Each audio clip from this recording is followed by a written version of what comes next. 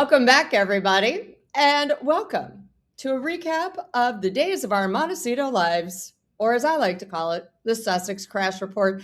And this week it was jam-packed with Meghan's birthday celebrations that lasted for not one, not two, but 3 days, and Harry's court trouble coming up next week. I cannot wait. And the only person I want with me to discuss all this mishigas is, of course, my brother from another mother, Tom Sykes. Welcome, friend. Hi, Han. How are you? Oh my gosh. Okay, first of all, I've been reading your Substack obsessively this week. Let's get into Harry first, shall we? Because it's a huge week coming up for a hair bear.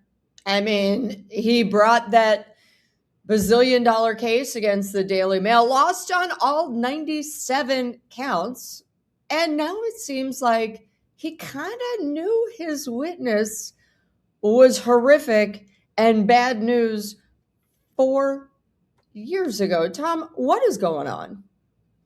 Yeah, Paula, thanks so much for having me on. It's been such an interesting week in this case. So there's a phenomenal journalist called Michael Gillard, who is a proper old school hack. He was founder member of the Insight team, worked for the Guardian Investigations Unit. He's published multiple books about kind of dodgy cops, bent geezers, litigious lovies, troublesome royals. Or that's his specialist subject. And he runs a fantastic Substack called The Upsetter, which regularly outperforms, Fleet Street newsrooms, literally gets the scoop on massive Fleet Street newsrooms. And he is a guy who knows his way around the ins and outs of the legal system.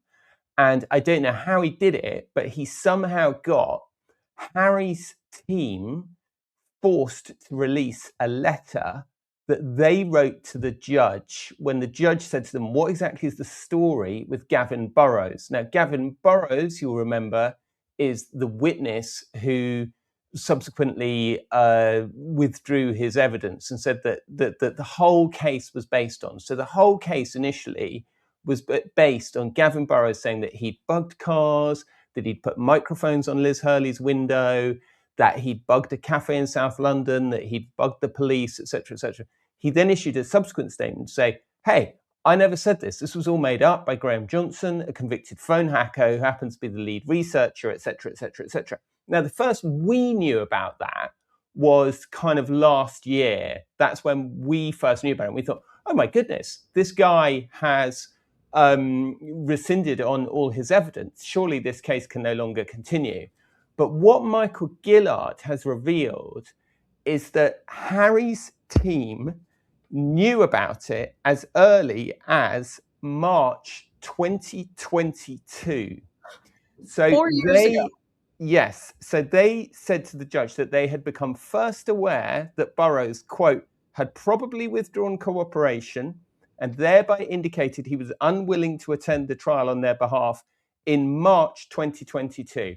Now, this is hugely, hugely significant because the costs battle that is going on, if the Daily Mail can basically show that Harry's team pursued the case in a kind of unethical and inaccurate way, and therefore they didn't have any choice but to come in and spend lots of money defending it, then they can get the full 34 million quid, is how the thinking goes. So it's an absolutely extraordinary development. And of course, there are implications for the insurance as well. 4 years ago, Harry and his team find out that their star witness, is backing out. First question, why was this even allowed to go to court? In the US, they would have said, no, there's nothing. What? Why? Why did the UK let this case go forward? Fundamentally, the reason is that you can't withdraw a statement. All you can do is issue another statement saying the first statement is incorrect. And therefore, by a process of deduction, you can argue that either one of those statements are equally inaccurate. That's the short answer. Okay. Second question. There's now some hint that the insurance is most likely going to pull out, because in these papers that the upsetter found, it said that once they found out that this guy is issuing another statement saying, nope, I didn't say that, 3 days later, they get insurance. Sometime later, they get massive insurance. Was the insurance company aware that the star witness had changed his tune? And what does this do for Harry, Elton, and everyone who want their costs covered? So they got the insurance, as you say, 3 days after a sort of Benny Hill style falling out between Gavin Burrows and Graham Johnson, the lead researcher, who's a convicted phone hacker. And this had ended with a kind of ridiculous fight at Graham Johnson's house, in which Graham Johnson apparently started pulling karate moves on Gavin Burrows, and Gavin Burrows was just like laughing at him, going, "You're a joke," blah, blah, blah.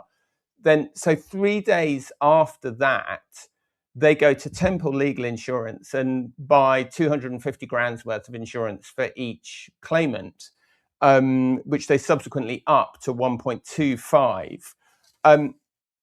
It seems extraordinary, doesn't it, Paula, to think, I mean, did they announce, did they tell, the question is going to be, did they tell Temple Legal Insurance when they went for their insurance policy that 3 days earlier, the lead researcher had assaulted the star witness, or if not assaulted, that they had a fight? And that the star witness seemed to have withdrawn their cooperation. I mean, I don't know about you, but if I was an insurer, I probably wouldn't insure somebody in those circumstances. Oh, heck no. No, not only would I not insure them, but after watching the actual trial, I'd be furious. Not to mention, Harry did seem to, what's the word, lie on stand several times. But then again, to Harry's defense, he probably doesn't think it's lying, because every time he says something, he's just assumed he's going to be backed up. It's how it's always been in his life. I said it, it must be correct. But this seems like they're in a lot of hot water, but also the judge, Justice Nicklin, is furious. Even before this went to trial, he was upset at the costs of the case, not just for the claimants, but to the taxpayers. You know, he doesn't work for free. He's paid by the taxpayers. And he kind of chided the entire case and chided David Sherborne and his team. And I can't believe that, especially after Harry's statement, that Justice Nicklin is even more chafed. I mean, I would be chafed beyond not being able to sleep at this point. Look, I think the reality is that he's an officer of the court, and I don't think he's going to allow himself to be persuaded either way by somebody making a rash statement. That said, the statement is being used by the Daily Mail. They are saying that the statement sort of shows the bad faith of two of the claimants, Harry and Doreen Lawrence, who put their name to that statement. It's interesting that the other 5 didn't put their name to it, isn't it? Well, smarter. So, I mean, I think that, you know, and there's been a bit of chat about how Nicklin and Sherborne used to be in chambers together, and that Nicklin was apparently, you know, is on obviously a public service salary, whereas Sherborne has made absolutely millions.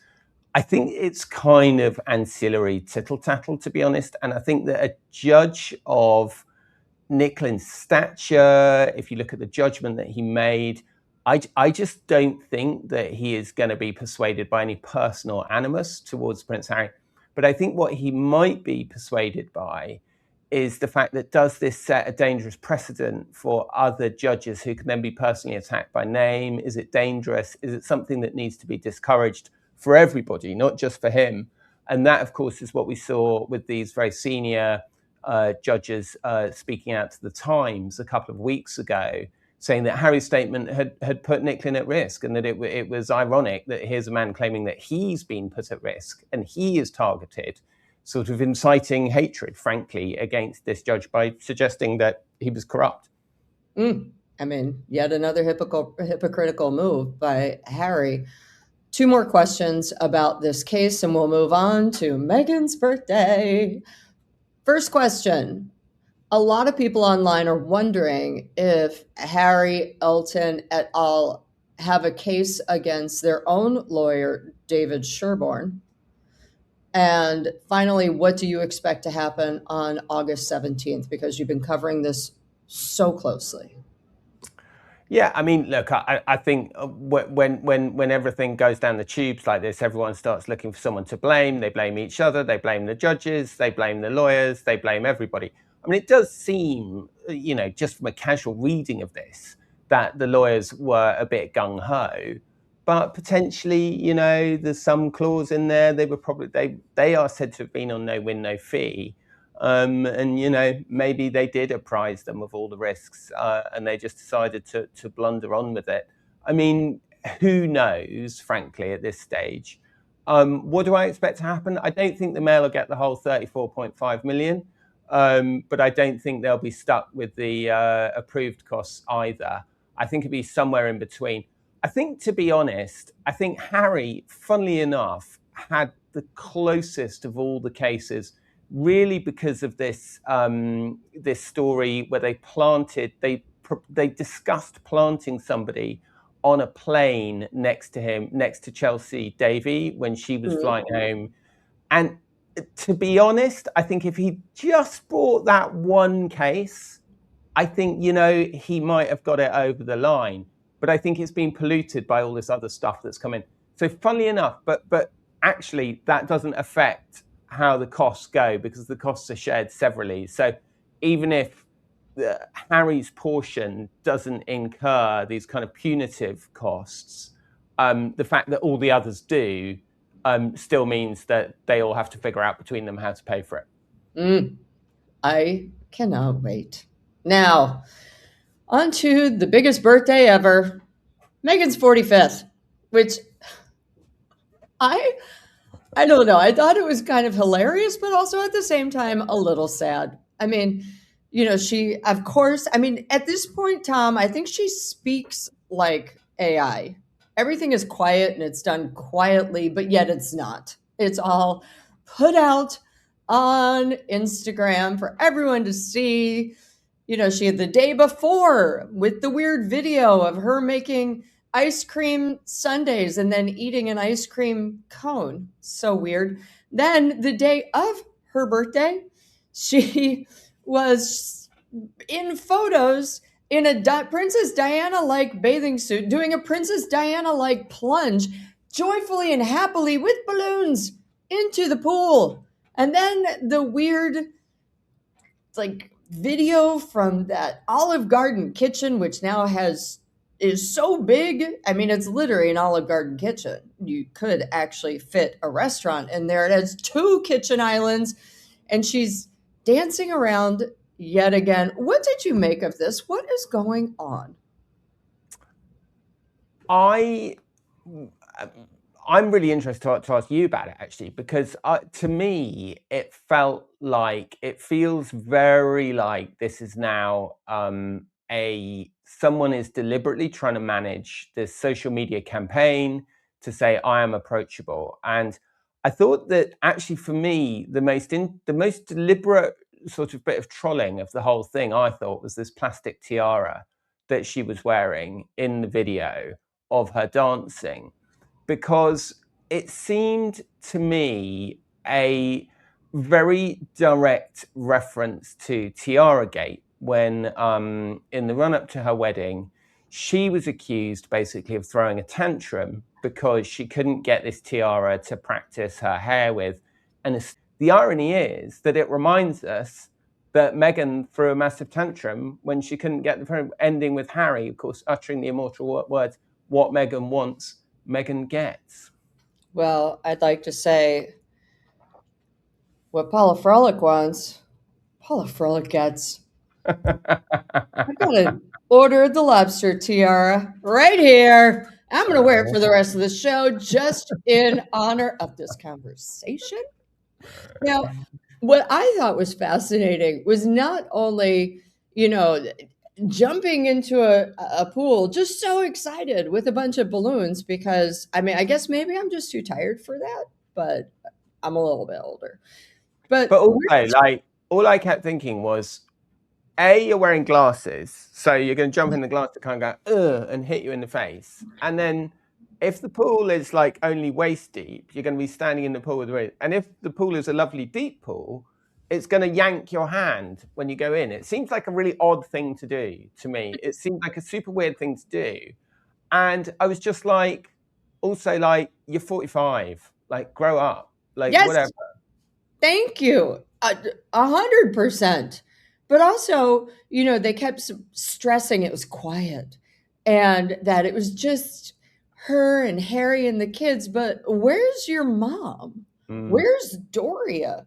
Doesn't she have any friends? Like on my birthday, I got people being like, I'm showing up. And I'm like, please don't. I'm hiding under the covers. Or at least that was a couple of years ago. But I do find the Doria thing really weird. Like, where is Doria? Like, having been on the jet at the beginning with like, we're on the Freedom flight, here's Granny, here's the dogs, blah, blah, blah, blah, blah. To suddenly, actually, she seems not even there on the birthday. And also, it's like, I understand, of course, Doria might have been coming over later or whatever, but the idea that this is just a casual thing posted online, as you will know, Paula, of course, from your long experience covering celebrities. I mean, this will have been thought about quite carefully, right, by somebody, or it should have been thought about quite carefully by someone at Sunshine Sachs of what we're going to post. I mean, you would have thought in a normal celebrity social media operation, usually just it stands to reason that a post, someone's going to have a look at it and go, is this a good idea? Is this a bad idea? I mean, maybe they didn't. And it's hard to believe that anyone would have looked at the photo of the dogs kind of rolling around with hats on. I mean, I also, like, aren't you supposed to not put like hats and bows on dogs these days? Isn't that like not a good thing? I don't know. You're a dog owner. Are you meant to like put fake moustaches on dogs these days? I don't know. I mean, let's not talk about the hardcore petter dog people are like. Okay. Let's not talk about what Doug and I do in our private time. Okay? I mean, let's be real clear. He likes to Doug out of this. Exactly. Leave Doug out of this. He loves his Sherlock Holmes outfit. Dang it. But he really likes it. He told me. He does. He likes it so much I can't find it because I'm convinced he ate it and pooped it out somewhere. We'll move on. So I'm not mad at her for the dog stuff, but don't date your mama, don't date your friends, or even your neighbors. Like, it just strikes me as kind of sad, not to mention the fact that this was indeed supposed to be her year, according to her astrologer and her big astrology post in April. And it just seems like, with the exception of her and Harry getting their way and getting an audience with the king, it's just kind of gone tits up. I think what's really interesting when you look at those sort of pictures like that is how inconsequential and insignificant they have become. And if you think about the deck of cards that they held when they left the royal family, right, it wasn't a bad deck of cards, quite frankly. I mean, obviously, when they were in the royal family, it was a really good deck of cards. But even when they left, had they kind of abided by the rules of the Sandringham Summit, which were basically don't do anything to embarrass the monarchy, had they remained on good terms, they'd still have the house at Frogmore Cottage. They'd still be going for Christmas. They'd still be going for Easter. The kids there'd be lots of photos of the kids with the king, etc., etc. Of course, if you go back one step further than that and say, well, if they hadn't actually left, or if they'd managed to find a way to stay in, and to be fair, all sides could have worked harder to find a way for them to stay in. You know, Meghan was the patron of, for example, I mean, just to give you one random example, of the Commonwealth universities, which was a role specifically given to her by the Queen to allow her to speak on serious issues and portray herself as a serious thinking, intelligent person. She was also the patron of the National Theatre, I think, or perhaps, but one of the big theatre companies, you know, to reflect the fact that she was an actress, etc., etc. So if you just think of those 2 roles, which were just 2 out of 6 or 7 roles that they had, they were important and consequential people in global public life. And now they're reduced to showing us pictures of their feet in their not very nice kitchen. Ooh, those feet. Always with the feet. It's like she's always barefoot except for when she's on the beach, when she insists on wearing shoes. I'm confused by that one. So we've looked back, Tom. What do you see for Meghan this year going forward for her 45th year before she turns 46? And that's a wink because we never know how old people in Hollywood are. Well, I think that really, if they had any sense, a period of silence would be the way forward. Retreat, from public life and get on with your raising your kids and doing your bits and pieces. But I'm afraid we know that that's not on the cards. And I think that what you're going to see is lots and lots of attempts to steal the limelight. And it's interesting, Paula, that they always do this at this time of year because all the royals go on holiday for August. So they often do a big publicity drive around this time. We've seen it this week. We saw it on Monday. We saw the Mirror, saying that Charles was going to be Invictus. Then we had the birthday pictures today. I wouldn't be at all surprised if there's something else, coming up over the next few weeks, because it's a very, very quiet time for royal news because the royals aren't doing any engagements. So they're not making any news themselves, more or less from now, more or less until about the 25th, 26th of August. It's incredibly quiet in the royal beat, which is why 1 year ago, I decided to launch my Substack at this time of year because That's I thought right. it'd be really. It's not just Meghan's birthday. I It's know Tom's the it's the royal. royalist birthday as well, but I thought it would be a really good time to get my head around all the tech and to have a kind of quiet launch and figure it all out. And then the day that we went live, Andrew Loney, the extracts from Andrew Loney's book published in the Mail. So it's incredible to think what's happened in just the last 365 days. 365 days ago, Andrew was more or less a member of pretty good standing in the royal family. Okay, he'd lost his official patronages and stuff, but he was still a prince. He was still the Duke of York. He was still living at Royal Lodge. He was still riding his horses around Windsor Great Park. And it's incredible if you look at what has happened over 365 days with them.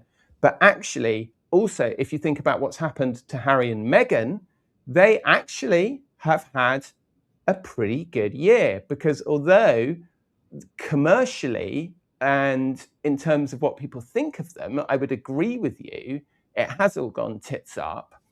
In terms of getting back into the royal family, who would have thought a year ago that they'd all be going for tea at Highgrove? I mean, you wouldn't have put money on that in August last year. You really, really wouldn't.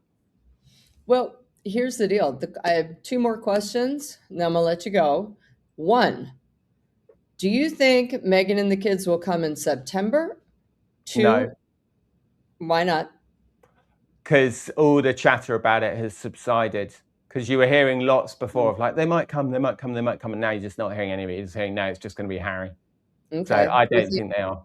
Do you think Harry's going to be able to raise 25 million for Invictus for next year? Because otherwise, it's going to look real bad if, yes, Pa shows up and does a big public-facing meeting with Harry. Photos are taken, and it's basically all come out of the public purse.